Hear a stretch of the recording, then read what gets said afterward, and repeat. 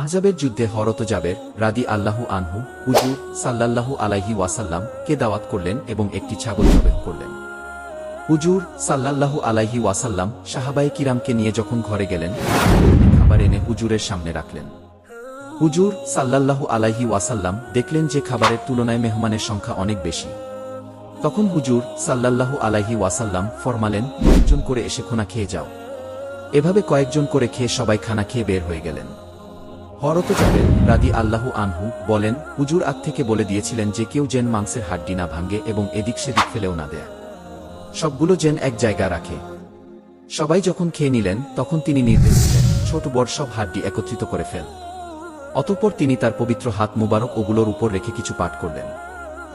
মুবারক তখনও হাড্ডির উপর ছিল এবং পবিত্র মুখে কিছু পড়তেছিলেন। এদিকে দেখা গেল হাড্ডির মধ্যে কিছু একটা পরিবর্তন হচ্ছে।